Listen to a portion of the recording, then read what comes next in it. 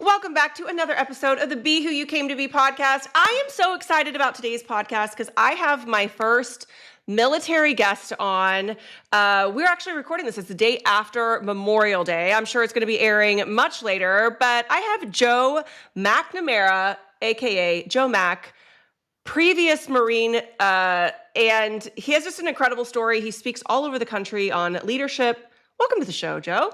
Thank you so much. I share your excitement to be here with you today. Yeah, well, from the minute I met you, I was so drawn to you just because of your presence, and I personally love a great military speaker. I think so many of us, we were raised on really, I think so many people kind of romanticize the military from movies to things we see. I actually spent a ton of time this weekend watching the World War II in color. Have you seen this? This Yeah. thing that's been brought to life. It was so interesting, and but so heartbreaking, like watching these stories of World War II and everything that's happened. And then I watched, a lot of other wars. But anyway, why don't you start off by telling our guests about you, about your history, your story, how you got to where you're at today. Sure. No, I appreciate that, and I appreciate the intro. And And thank you my for your service, obviously. yeah, my pleasure. I loved it. I loved every second of it, and the shaping and the things that I got to do. But probably more importantly, the people that I was fortunate to be around. I think from a timeline, whether you say World War II, and even you can look throughout our history. There's different times in American history. And my time just happened to be, I look at it, I was very fortunate, right? In my timeline in development in the military, I was every single instructor I had, from my time matriculating at Virginia Tech as a member of the Corps of Cadets there in their military school there in undergrad. Everything was sharpened and honed and developed by all of the OIF 1 veterans, right? So it's all these guys that came straight from combat, lessons learned, all the experience they had, now going, hold on a second, like we have a different responsibility to train and develop this next generation. And so I say my part of my story was it was super cool, good and bad, right? The good was we got real training, guys that just came back from places like Fallujah, Ramadi, you name it, and with all of this experience to go, hey, I know what all the books say, and I know all this doctrine and the things that we lean into, but this was our experience when we actually went out and faced the enemy. Conversely, it also meant that my training was super tough. They understood the consequences of, be it failed leadership or lack of preparation, and they took it really seriously. So, in some ways, it was really good, but a lot of ways, our training was super, super difficult. Um, and then hit kind of that timeline. As soon as I graduated from college and went through our pipeline of training, we were straight into the surge and workups and deployments, multiple deployments to Afghanistan, where now we're taking those same lessons. And so as I popped out of there, I ended up, after serving in my role as a ground force commander in multiple combat deployments, ended up as a instructor and commander at the notorious Marine Corps boot camp at Parris Island, which became a really interesting experience. But I really would say that place honed a lot of leadership for me, because you were surrounded by professionals at that level, right? These are guys that have 5, 10, 15, some of them 20 years of experience leading at a high level, and now you're in charge of that. Like the basic leadership stuff no longer works. You have to really understand how to build influence and relationships with the team. And so spent my time with those guys for about 3.5 years commanding there, before transitioning out and kind of entering into the civilian sector there. Did you always know that you wanted to go the military route? Is your family military? No, my father was in the Air Force. I did not. I was always grew up playing every sport I could and was chasing that dream, right? And I don't really remember, what really the point was that kind of clicked in my head, but that there's some bright moment of maturity when there was probably a lack of maturity with me at that age. But 17, 18 years old, we said, hey, it's probably not going to work, going the professional sports route. And so Right. started exploring some of these options and Yeah. stumbled into it. So your dad was Air Force? Mhm. And so what wars did he serve? What time was he serving the country? Is Yes, he still in the military? no, no, no. Okay. Short time, and I don't even know the time frame. It's whatever 4 or 6 years, but it was in a non wartime. Okay, okay. My son Jack, who's a great athlete, has a lot of interest in the Air Force actually, and we're like, hey, if you got invited to go to the Air Force Academy, that would be a feather in your cap for sure. And he's like, well, I would love to fly planes. I'm like, well, I don't know if you just go there and you get to automatically fly. Like, there's a lot of other sectors of the Air Force where you're not piloting a plane. That's right. That's Yeah. right. There are a lot of different opportunities and jobs, and um, I think it's that whole pilot world is super interesting to some, and myself included. But at the end of the day, being a warfighter, being the gunfighter at the tip of the spear was where I found myself, and loved every second of it. Yeah. So how long did you serve and then when did you get out? So I did about 8 years, so multiple combat deployments, and then we do a and our pipeline and how that works is they naturally will rotate us after a certain amount of time and go on to just further your development in the training. And so I ended Mhm. up it's called the Training and Education Command in that pipeline. And so you'll have different, like all the officer pipeline, the schoolhouses, the things that we do, what we train and develop. And my route just happened to be at Parasite, so I did another 3.5 years there. All in all, just under right about 8 years of in kind of that surge in timeline there. Right. So you deployed multiple times to Afghanistan. What was your I mean, I'm sure the listeners really want to know, like, what were you doing? Like, what was your job over there? Yeah, no, that's a great question. So as a young infantry officer, I'm the ground force commander of this certain unit, and we're all a product of our experiences. And for me, everything that I did and was able to do, and even now, the things that I'm able to, and the lessons that I'm able to take across the country, it's not my story, right? I consider myself a steward of the incredible people that I was fortunate to be around, privileged to lead and learn from in combat. But I think that's a big part that's kind of misconstrued, right? As people hear, oh, they went to combat, the vast majority of units that go to combat are not in sustained fighting day in and day out, right? Very few units will find that. And that kind of goes back to that timing that I was telling you about. I just happened to find myself in that spot. And so as a young commander, I think I was 23 or 24 at the time, and ended up, serving in a place called Nowzad in Helmand Province, Afghanistan, and it was a pretty consistent, um, pretty consistent kinetic fight up there. A lot of mines and IEDs, so a lot of our presence trying to push this out and mitigate, the enemy's ability to plant these improvised explosive devices around the area, and the fighting had been going on for so quite some time there that there weren't really any civilians in that area. They were a little bit farther to the south, and about midway through that deployment, we did head down that way. I had a friend of mine, one of the other fellow platoon commanders, led a heliborne assault from the south, and another teammate and I were on the ground assault from the north, and went into this mountain pass that was being kind of a thoroughfare or a throughput area for kind of enemy logistics up into that area. And so we were going to go down there and kind of try to put a stop to that.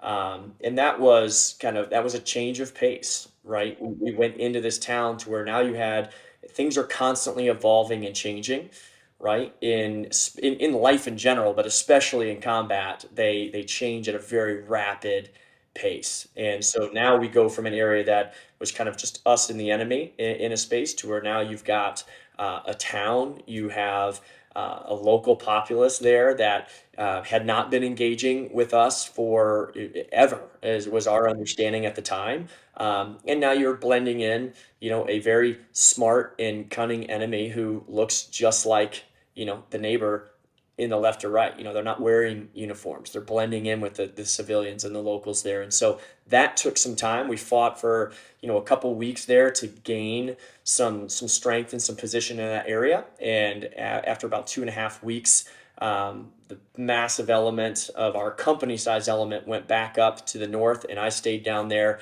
kind of controlling that battle space I ended up having, I think we turned that over with 109 Marines and sailors under there with so multiple different positions, very distributed, very decentralized, but trying to provide different stability and kind of communicate in an environment like that. And so some days it's fighting, some days it's you're sitting and you're having an engagement with young teenage boys to talk to and learn from, what understand what's happening when we're not there, and trying to constantly evolve your understanding of that battle space that felt like it was changing on a daily basis. And so kind of navigates through a lot of different changes. The military is such a good gauge for, I think, leadership in general, right? Because you do move up through the ranks. Like, no one comes in as big man on campus. Like, you literally earn your way and work your way up. So tell us a little bit about, like, when you first got in the military, what leadership looked like and then where you were at when you left. Yeah, I think, I think a big piece, humility is a cornerstone of leadership, right? And so we go through what I would argue is one of, if not the greatest leadership development pipeline in the world, on the Marine Corps officer pipeline. And not just um, not just the specific training that we have, but more importantly, it's the people that you have pouring into you. You are routinely surrounded by what I call the one percenters of the one percenters, right? Who are constant. They're so much, farther down the road than you are. They have so much experience, both officer and enlisted, and their ability to be able to kind of talk with you and help you and mentor you. Um, if you don't have the humility, or you think that, hey, I've got this figured out because you've been through a little training, I think you really slow down your potential. And so where I think you start in that pipeline is you start full of potential.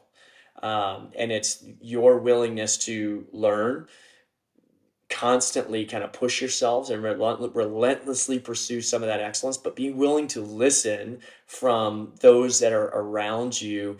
That starts to turn that potential into performance. It starts to accelerate your growth. And so I think when you start out, having that humility to realize, like, man, it doesn't matter the training you've been in, but I don't know it all, right?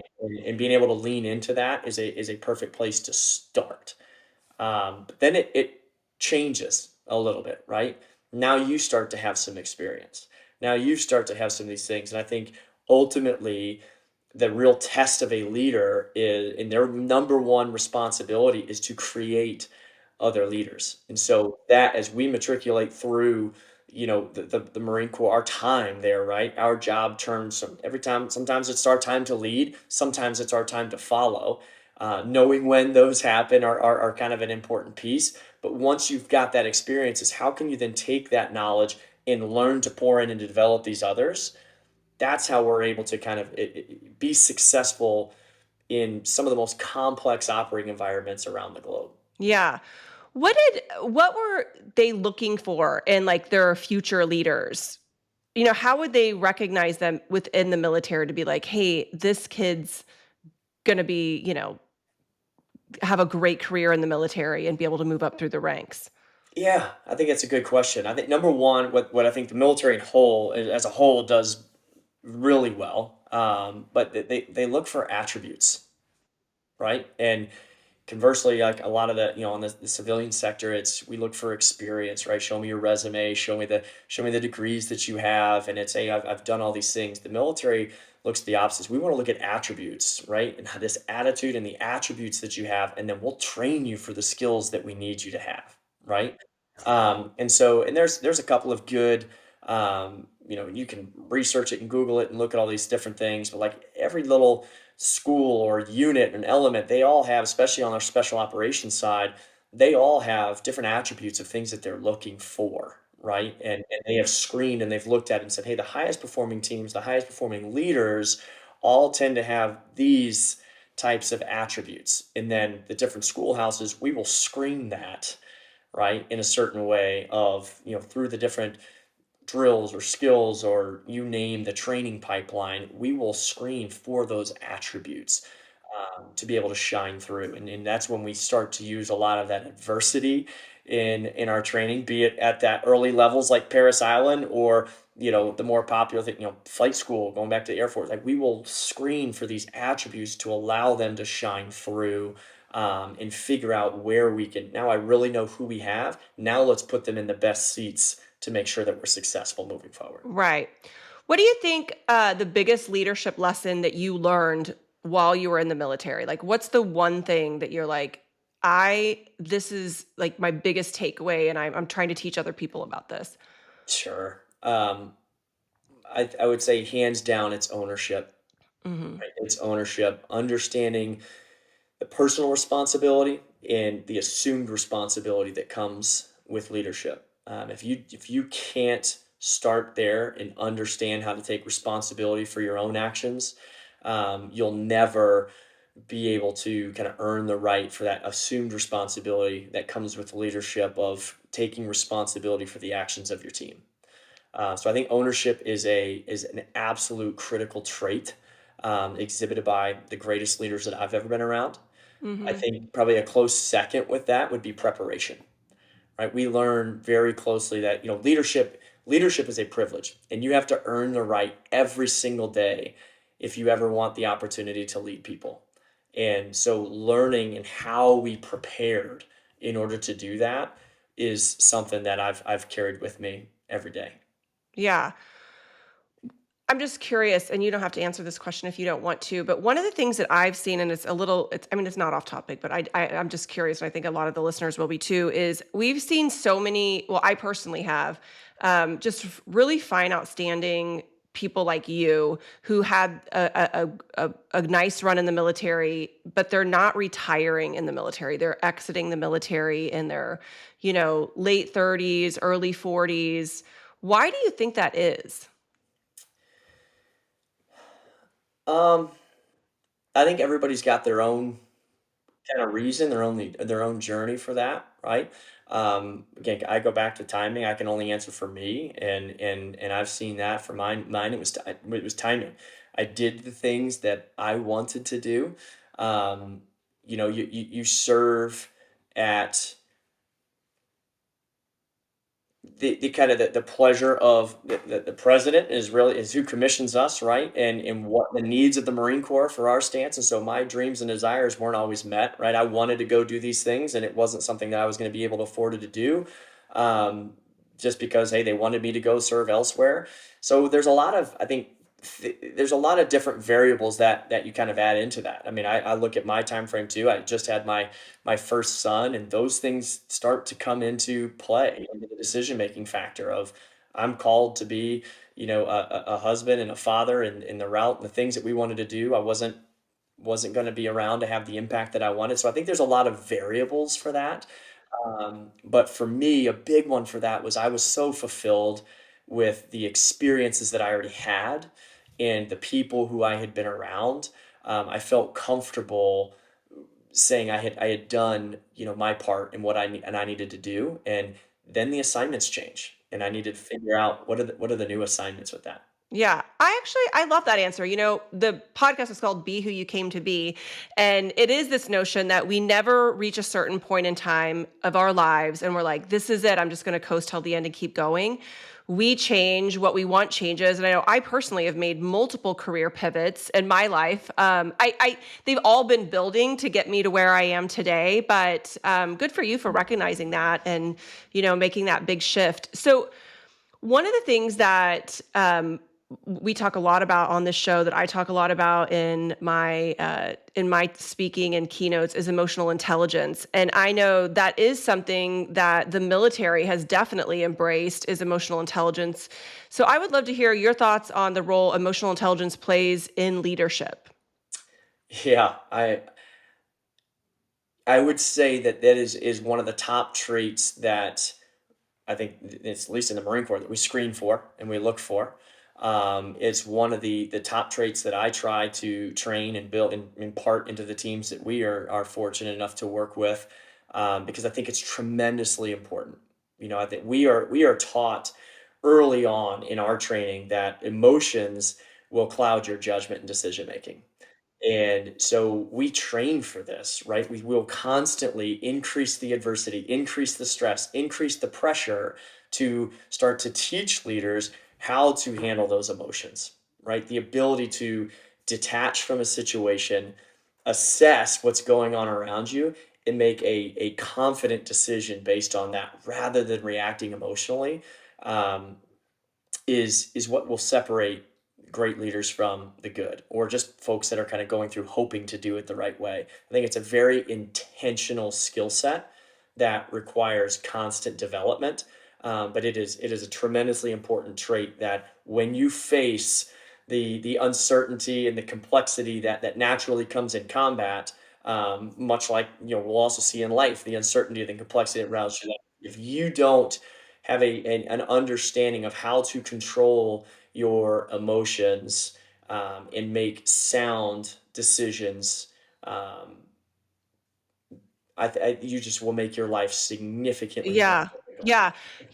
The company that I got certified through, which was out of DC to get certified in emotional intelligence, they actually work a lot with the US military to do EQ screenings on new cadets, new people coming into the military to find out like where they're at, how they score on emotional intelligence, on the different traits and characteristics of EQ, which I think is so interesting. It is so important. I think as a society, we have gotten so into our emotions and trying to help children and people validate their emotions when it's really like, hey, emotions are really, I mean, for me, they're data.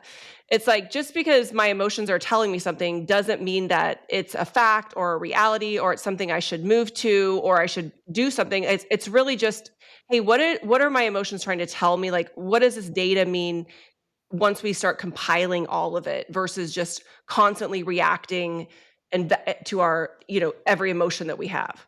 That's right. And it's, and we battle that because that's also kind of the real big negative of social media, right? And those Hmm. inputs from social media and societal pressures that will tell you everything that you just said. And where I'd lay that out as the leadership that was required and the decision making and the judgment that was required to be successful in real deal every single day combat goes against all of that. Right. Right. And I put it in the lens of the greatest leaders that I've been around that poured into me, or I've walked alongside, is it really boiled down to the difference of their discipline versus impulsive. Right. Right? They're highly, highly intentional. They're focused and they're proficient with everything that they're doing, compared to what some of the things that you just outlined that society will try to get us to do, which leads you to being reactive and unprepared. And when you find yourself reactive and unprepared, you also watch the emotional response kind of go Right. off the charts. I know. It's so crazy to me. I mean, I could go on about this forever. Just the lack of reality testing, which is one of my favorite EQ traits of like, are you actually seeing things for what they really are? Or are your emotions clouding your better judgment? Because I mean, 80% of our thoughts every day, which actually then drive our emotions, they're biased, they're negative, they're untrue. So we are constantly being fed false data because our minds just trigger thoughts, which then trigger our emotions. And most people aren't able to delineate like, oh, that was a thought. That's not a real thing. And then the one that you just said, which is impulse control, because if we actually cannot regulate our nervous systems to understand that what is an emotional response versus what is a reality, then we will never have control over our impulsivity to make rash decisions, to just do things that we should not have done because we think, oh, I should just do this. Like for instance, one time my son, when he was in like 6th grade, he threw a water bottle. He tried to bottle flip a water bottle across the science lab, and then it like broke some shit and like he got in trouble for it, and it was not a good look. I was like, and I remember asking him, he was what, 12 years old or something. I was like, why did you do that? And he said, I thought it and I did it. And I go, just because you think something doesn't mean you should do it. And he was like, really? I was like, oh my gosh, yes, like just because you thought it. And he was like, oh, okay, that's interesting. I was like, but what was crazy is he immediately like caught on to that and Yeah. then started using that as like, oh, where I feel like so much of society these days, like we have just over coddled kids with their emotions that these kids are, I mean, they're going to be so screwed because, I don't know. I could go on. It's that's something that we see, right? And again, it doesn't matter the industry. Like I said, I do a lot of work in sports, but every industry that we've worked with, one of the top questions that comes out of that is, well, what do we see in the difference, right? Because I mean, my success in combat relied heavily on the decision making and judgment of 18 to 24-year-old men, right? Right. I've been one. It's sometimes it's a really good spot to be, but a lot of times it leaves you pretty vulnerable, right? Yeah. And so they ask, well, how do you get prepared for that? Like, how do you do this? And the reality of it is, regardless of the industry, what I have seen is from day one, when we get, an 18-year-old, does not matter their background. They come from every different type of background, broken backgrounds, good backgrounds, you name it. We treat them like leaders. And everywhere else that I'm exposed with is you treat people like followers. And yet the number one challenge that every organization I'll work with, what's the number one challenge? I need better leaders. I need better leaders. I need better leaders. And stop treating them like followers. Start giving them the pressure. Have them understand, right, the consequences. Because every single decision that we make as an individual, but especially as a leader, has unintended intended consequences that come with it. And so, how do we start to train people to think through that and start to assess? That goes back to the detach, assess, and decide to actually, before I react impulsively, can I sit there and just ask a couple of those questions? Well, if I do this, what may happen? What will happen? That is a trained skill, all right? Effective And decision making. Right. that's right. That is a trained skill. And so many people skip a lot of that training organizations. They skip that training cycle. Right. And yet then they promote them.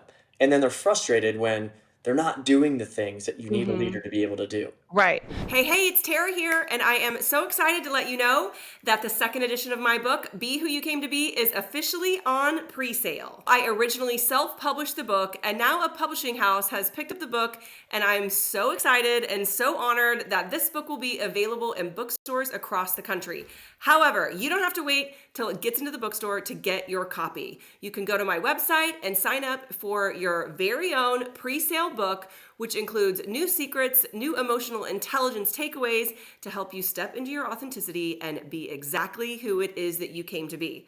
Look, you don't need a self-help book to help you fix what's broken. You're not broken.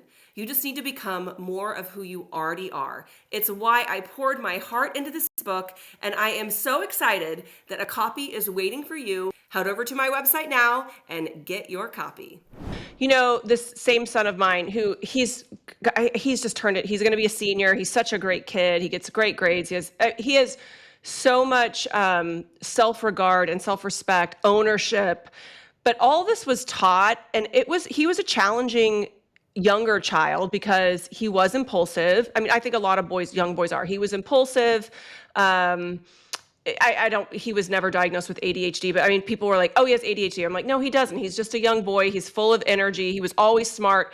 But what was interesting is he would get in trouble at school, and the teachers, would just like throw a wrath of shit on him. I get it. There's too many kids in the class, and he was being disruptive. But they would want to do the opposite, which is like try to push him down, quiet him down, put him in the back of the room. And I remember every year I'd have to go into the teachers, and I'm like, you're going to think this is absolutely crazy, but you need to put him in a leadership position. Put him in the front of the room, ask him to hand out the papers, put him in a position. They're like, well, why would we celebrate him for being bad? I'm like, that's not what it is. Like, if I guarantee you, if you put him in a leadership position, he will never let you down. And 2 weeks would go by, and that I would get a note or a call from the teacher that was like, that was the best advice that you ever gave me, was to put him in a leadership position. I'm like, yeah, he doesn't want to look bad in front of his friends, and he doesn't want to let you down either. But I think this is where we go wrong with parenting, with discipline, with education, with everything, is like you just said, we don't put people in a position to lead. Mhm. Well, we're scared, right? Because as the leader, I'm ultimately responsible for everything that happens or fails to happen. And so if I delegate a task and I push authority down to allow other people to do it and they fail, that's on me. And so regardless, again, doesn't matter the industry. That's probably one of the biggest trends we see is as the pressure increases, leaders tend to white knuckle these decisions and pull everything back to their desk. And when you do that, it automatically starts to create kind of this leader follower network. And so you have a few people at the top that are making all the decisions, understand the vision, where we're going, all this type of stuff, and everybody else is just kind of passively following. Or those that get bored quickly or they don't have a role, and it's like they just, you know what, now they're the troublemaker, and now they're not engaged. What this continues professionally, regardless of the industry too. And the reality of it is, like I get asked a lot, is like, well, what's the number one thing you learned serving in combat? And I think, you know, that's probably a longer list than one thing, but one of the top things that we learned was you have to learn to trust your small unit leaders to make very important decisions when the stakes are high. And when you do that consistently, especially doing it in training, walking through that is now that offers me the opportunity to coach and mentor that, right? And accelerate their growth because now the more often I do that, the more I can push authority down to the lowest levels. I can now coach and mentor those pieces, allows me as the leader to get I'm now up and out rather than down and in. And then when their moment comes and the pressure increases or the complexity increases, whichever way it goes, I can now trust these guys to start to execute certain things because all of the intangible things that come with developing the people underneath of us. And far too often, we'd rather just shove them in a box and say, well, do what I told you to do, when I tell you to do it, how I told you to do it. And I think that is where everybody, teachers included, in schools, I've got a whole long conversation we can have on that probably at a different time. Schools, workplaces, all of these things, that's where you walk yourself into this box where you just have a whole room filled of unfulfilled potential, sitting and waiting to be told from the one smart person in the room that will, tell everybody how and when they're going to do something. Well, I mean, it just is parenting 101. I mean, ultimately, I always say my job as a parent, the Be Who You Came to Be note was written by my grandmother to my oldest son the week he was born. And it literally has been how I parent. Be who you came to be. Help him be who he came to be, the best potential, the best version of him.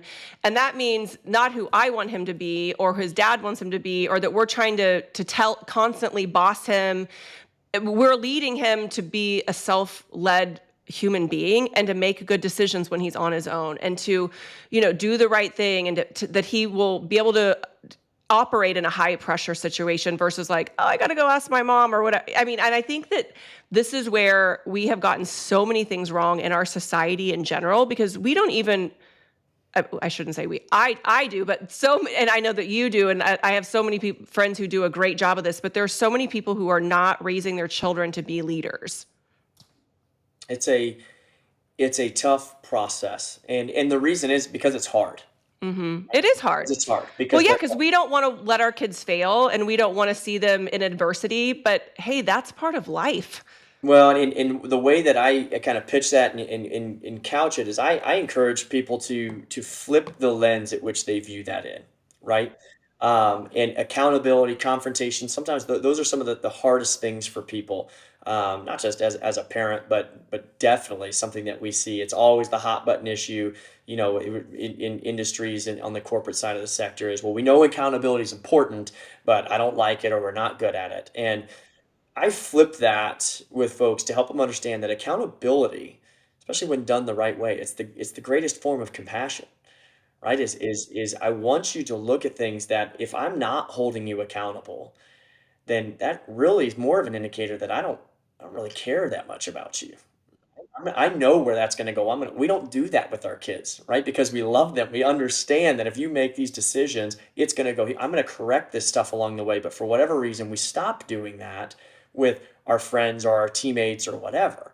And, the flip side of that, when you are in a leadership role, is understanding that every time you solve your kid or your teammates or your small unit leaders' problems for them, you're robbing them of an opportunity to grow and learn. And when you can look at it through that lens, you will see so many more opportunities to allow that to crash.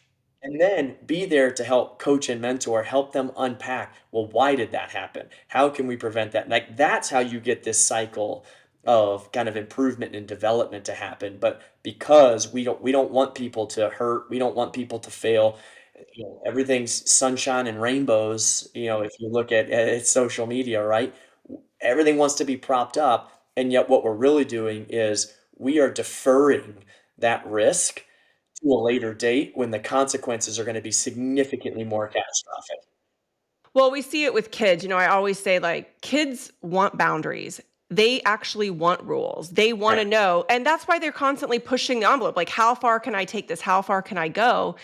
And I know my boys, who both have played, a ton of different types of sports, their favorite coaches were the ones who were super disciplined, super hard on them, pushed them, didn't let them off the hook, like made them see their full potential versus celebrating them with some bullshit participation trophy or, all that. And I think, yeah, I mean, I know you work in sports. We should talk about this a little bit about what you do, because sports are great. And I feel like kids learn so many things from them. But unfortunately, so many sports now are like, they become such huge money makers that so many of the kids that are in sports aren't learning the lessons they should be, because they're not having to work hard, or they're not getting cut or moved up, or I don't know. I have a whole bunch of feelings about that too, and just like what we're teaching our children. Yeah. Well, I mean, at the end of the day, right, X's and O's, regardless of your sport, that's different than leadership, right? Hmm. You can be and you have to be tactically and technically competent in whatever you're teaching, right? For me, the warfighter, gunfighter side of it, like technical and tactical competence was the price of admission, right? Hmm. But leadership, the art of leading people, is totally different than the X's and O's and the things that you're teaching and doing. And Hmm. it blows my mind where, I'll ask people, what are you doing to study on that? And what are you doing to study on leadership? And the vast majority of people, and this that ruffles feathers, right? But the vast majority of people, they're not doing anything. Hmm. They yeah, oh, I remember, this leader and these people, this is how they did it. And so I kind of do it the same way. And what I think one of the biggest mistakes that people make and they don't want to hear is I've met a lot of good people. They're great people, but they're not doing anything that they should be or really having a big of an impact as they could be as a leader, because sometimes just showing up as a good person who really does care, it's not enough. Right. And if you are not doing things to deepen your well and fill your cup on a daily basis, those young kids who you're talking about, they want high standards They and do. and they I find that. believe that kids want high standards. They want to be the best version. They want to win. They Some of don't them, want to be told they're great at something that they suck at. some of them, and that's where you start to weed that out, right? Is some of them you can step on them and you can help them identify that, hey man, you know what, this may not be your perfect piece here, right? But I would agree. Like the vast majority of, I mean, I'll even talk to coaches who are like, hey, you can't go there, right? You can't say these types of things. Like in today's world, like that's not what they want. And um, as a steward of the experiences I had and the lessons that I learned, I go there. And sometimes I'll say the uncomfortable things, but as I tell people, if I do my job the right way as a steward of these experiences, I'm not here to motivate you, right? What I say, it may motivate you, but if I do it the right way, it should be convicting and challenging. And what my experience has been is the individuals who will come up to me and it's a thank you for like finally they want it. They want the leaders. And the vast majority of folks that we run into, it's not that they're not capable or they don't want to be that.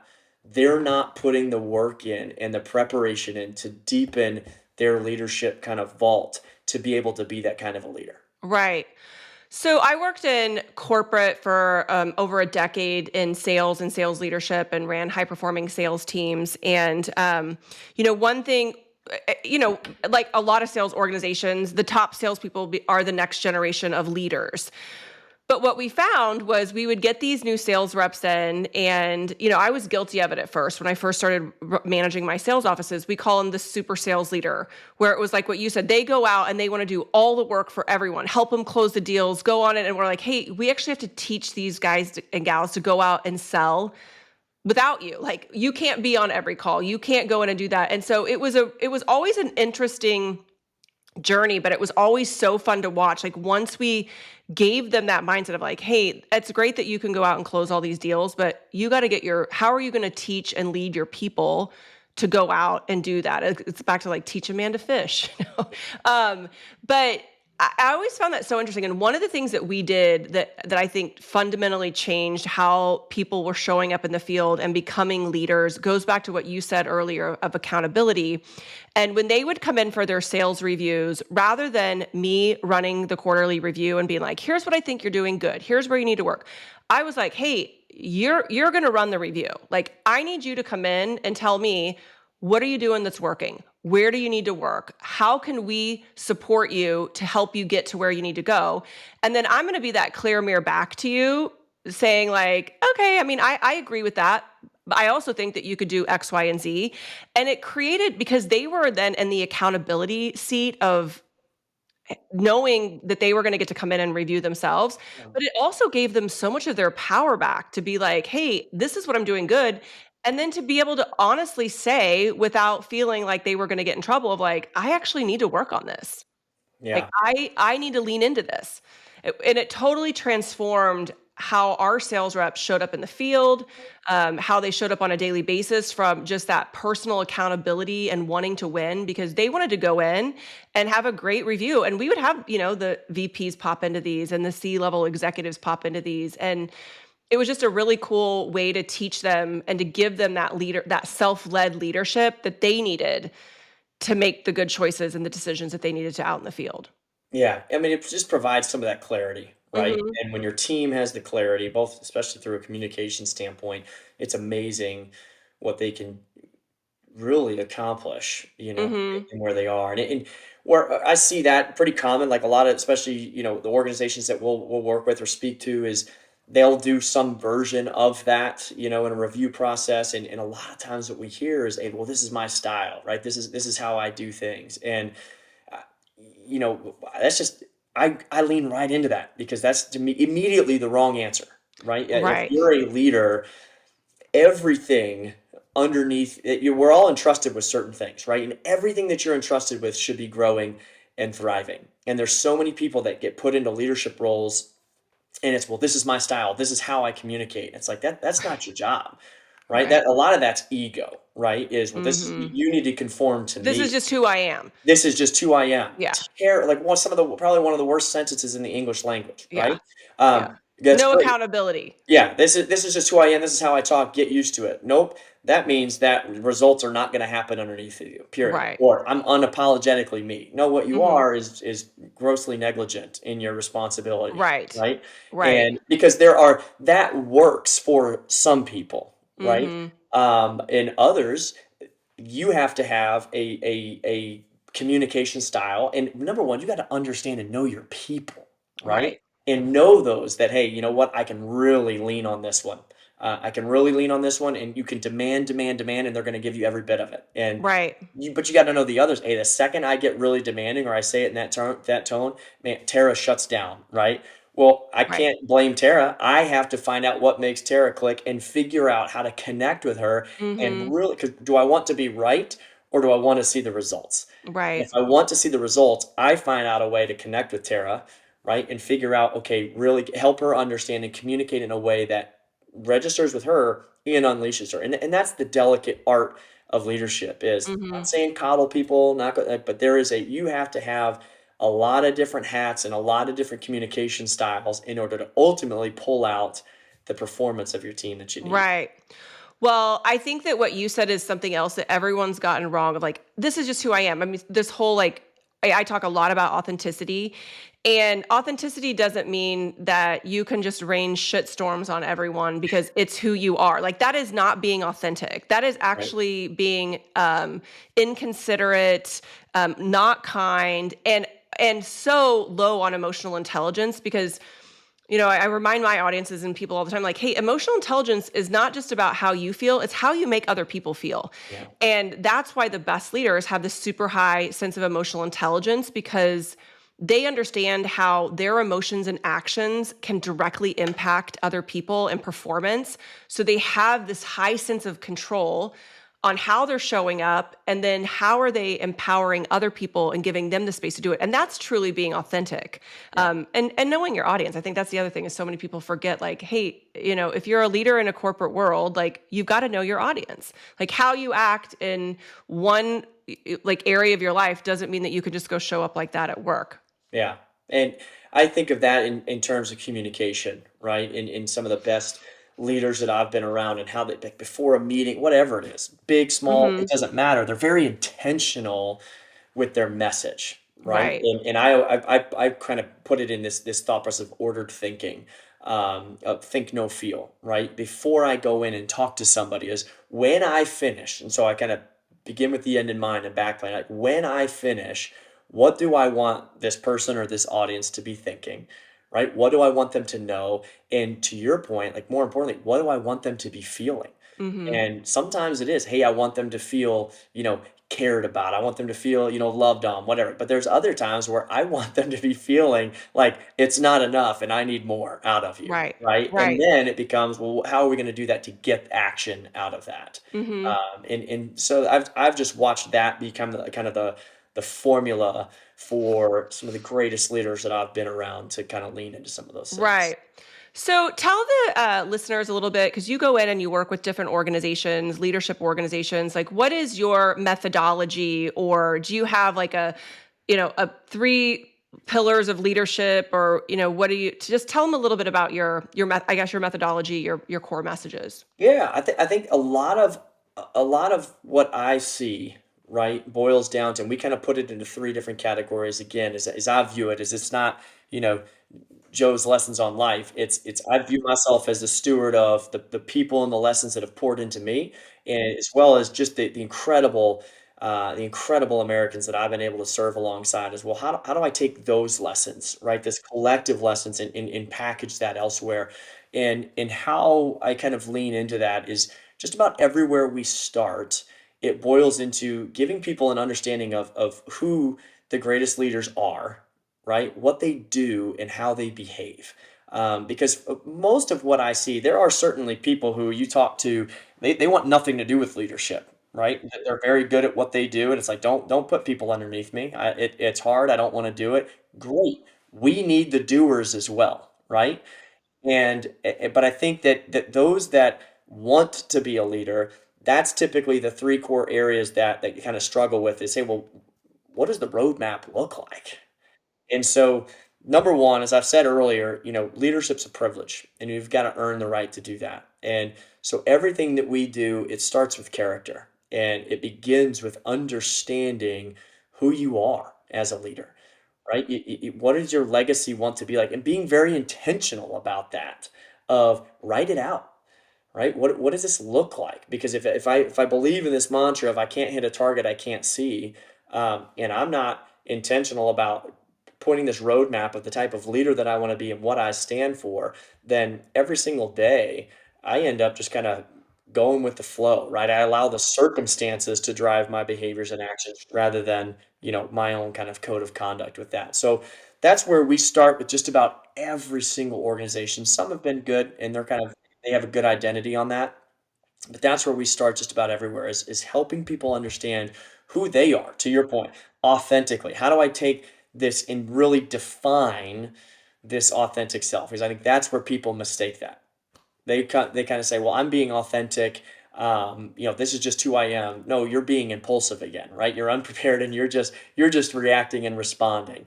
And for me, it's this level of, how can I understand exactly who I am, the values that are going to drive my behaviors, and the actions that I want to kind of lean those back to my values and the vision, so that I can become the leader I want to be. that's kind of this code of conduct and this understanding of the type of leader that we want to be. So everything starts there, and then we start to lay out the actions, right? Well, what do they do and how do they behave in order to, one, be that leader, but then two, start to unleash the full potential of their teams and to develop others. So I know you go in and do keynotes. Do you do workshops or like ongoing programs with organizations? We do, yep. So we do. So keynote is typically that first spot to ignite some of the leaders and help them understand, that change that thought process a little bit. And then, we've got a different plethora of methodologies that we work with. Some of it is just our workshops with that. And then we've combined in some of our longer term consulting engagements where we will combine the workshops with now our offsites and the experiential training portion, right? And that's kind of true to the military side of things. And our whole training pipeline is teach it, let's understand it, and then let's go test it in kind of a controlled environment. And so we've got that element, and then excited that we're actually getting ready to launch now kind of an online kind of accountability and academy as Oh, well, cool. where folks can come alongside of that and just merge alongside of other committed leaders who are growing and going through some of the same pains that they are, and allow that kind of iron sharpening iron to happen. So why would someone like if they're in their let's say they're working in their organization, like what would be something that they're facing where they're like, "Oh my gosh, we should get Joe and his team involved." Yeah. Like why would they think of you? Well, small unit leadership is kind of where I love to be, right? The executives, everybody loves to work at the top, but the reality of it is, it's that middle management. Those small unit leaders are really what drives us where we've got to go, right? Because they are charged with not just leading down, right, in the initiatives to make us where we got to go, but they really have to have the skill set of leading cross functionally as well as learning how to lead up. And so when I look at an organization and go, if we really want to accelerate where we want to go, it's how do we get into kind of the middle management and really equip them for what we need them to be doing, but also this emerging leader aspect. Who are some of the young talent that we need that we can start equipping them for increased responsibility before it's their time? And so I think that is where we can kind of put different hats on to mix and match and customize and tailor things to organization specific needs. But the reality of it is, a lot of folks are struggling right there, which is that meet in the middle, help equip small unit leaders with the tools that they need to be successful and develop that next generation so that we can now, instead of having this top down leader follower network, we start to build out this active leader network where we've got layers of leaders at every single layer in the organization. Which is so important just from, tenure, like cutting down on attrition, which all those things are so expensive to organizations. And ultimately, people leave organizations for a few reasons. One, they feel like they've done it all, or there's not a next step for them, or there's not a next level, or like they're like, this is kind of a dead end for me. Or two, they feel like their potential is never going to get recognized and realized at that organization. And so they move on. People are always like, oh, more money. Studies show that people rarely leave jobs for more Yeah. money. They usually are leaving it because they feel like they are not being grown to their full potential and like where they could truly make an impact.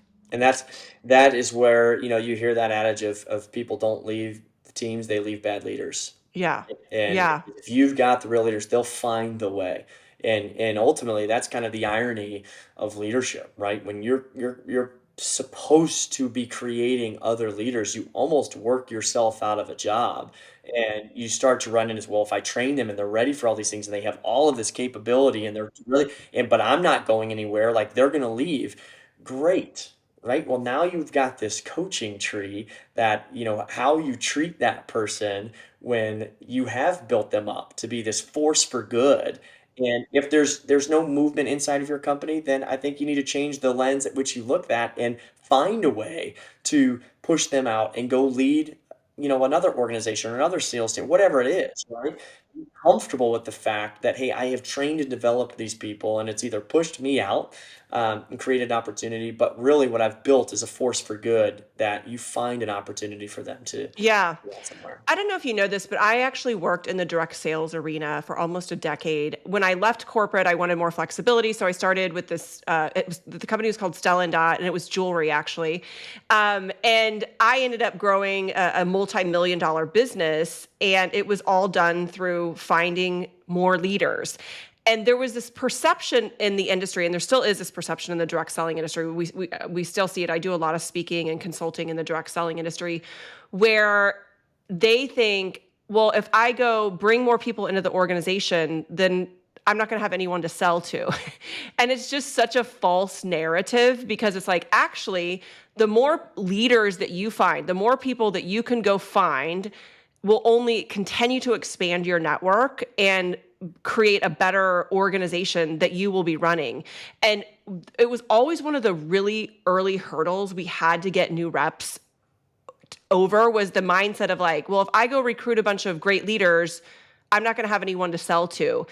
And it was just such a false narrative that somehow that was just ingrained in them. It was Yeah. really, really interesting. Well, that's how we accelerate, right?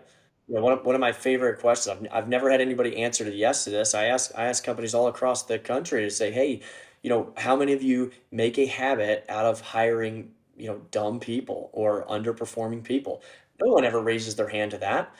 And so the question that runs back, then why do you treat them like that? Right? Like if you hire smart people and you hire high performing people, then let's treat them like high performing people. If I can unleash their ideas and I can get their creativity to solve complex problems for us at a very quick pace, regardless of what's going on, like we're going to be better for that. Figure out how you structure that. And now that's when I start to look at things and say all things are possible in that regard. And that's what we saw in combat. Combat changed what felt like almost daily, the problem sets that you were facing. And if you didn't have the humility to listen to the team that was around you and listen to your team leaders and take their ideas, right, and incorporate them, I think my job as a commander was I'm kind of this left and right lateral limit, right? Ultimately, I'm responsible. Yes, I'm the decision maker in a lot of ways, but where I could give them the creative freedom to come up with the problem. And they came up with some of the most incredible solutions to problems faster than I would have, much more creative than I would have, and arguably much more effective than if it were just me. And so I think when you can find those ways to include your team and get their brains fired on all cylinders and get engaged on what we're doing, I think you'd be surprised by the results that you get. Yeah. I mean, that was really what it was, even in the direct selling industry. It was like so many of these people never had anyone believe in them. They never Yeah. had anyone say, like, oh, I am a leader, I am capable. And when we would infuse them with like, hey, you can do this, like go grow this business, find people that want to be doing what you're doing. It was like this whole light bulb went on for them, because they literally, no one had ever told them that they were capable of it, that they were a leader, that they had what it took to do it. And so many times I always just called it like this magic little pixie dust, that if we could just give them a little bit of it, it totally transformed how they showed up and then how they made other people feel. And then that just was a huge trickle effect, through the entire organization. It was really, really magical to watch. Yeah. No, I love what you just said there. That magic word of capability, that's something that I've seen across the country. And again, in all different industries. The vast majority of teams, especially the athletic side, but vast majority of organizations that I get to work with, the people are awesome. I've made such good relationships and some friends along the way, but there's a difference between capability and willingness. And so many people are capable, but they're not willing to do the things that are required to be that leader, right? And that's why I get clarity around the type of leader and the legacy of leadership that you want to leave behind, because inside of that definition, you're going to realize all of the sacrifices that are going to be required in order to be that person. And ultimately, when it comes down to it, that's really what it is. What is standing between you, the leader that you currently are, and the leader that you aspire to be, is purely your willingness to sacrifice the certain things that are needed in order to become that person. Well, that is the heart of the Be Who You Came to Be message. And I think, when I tell someone be who you came to be, it really gives them a lot of pause to think about fundamentally like who they are, what they bring to the table, and what they aspire to be, and who they came to be. And I started using it early on before I made it my life's work. We'd hire people to come into the organization and I'd be like, look, we hired you for a reason. Like, be who you came to be here. We want you to pour your gifts and talents and your ideas into this organization. It's why you're here. And when we empowered them like that, when we gave them just that little bit of accountability, confidence, and capability to be like, we believe in you, it fundamentally changed how they showed up. It fundamentally changed how they approached the job, because we just gave them that little bit of confidence that like, hey, you're here for a reason. Like, be who you came to be here. It was really magical. Yeah. No, I love that because, we talked a little bit about accountability earlier, and sometimes, with the military background and the combat background, everybody thinks that that's just kind of how we do things, right? It's this constant, strict form of discipline and accountability. And Hmm. there's something to that, right? But what we learn, and I think is kind of the magic sauce, is well, if I really want to accelerate growth and unleash and build the team that I need, is it's the opposite. Yes, we are consistent on standards and accountability and discipline. That's a mainstay, but more so, we reward the behaviors that we want to see. Like Right. that's the fastest way to change behavior because people have the capabilities. They want to do these things. A lot of time they're timid and Right. they're scared of failure. And so when we see an individual, again, detach, assess, decide, take initiative, and kind of have this bias for action. But I think we do at least the good teams, they do a great job of rewarding that publicly Hmm. because kind of like you were saying about your son earlier, is other people are going to catch that and go, hey, I want that too.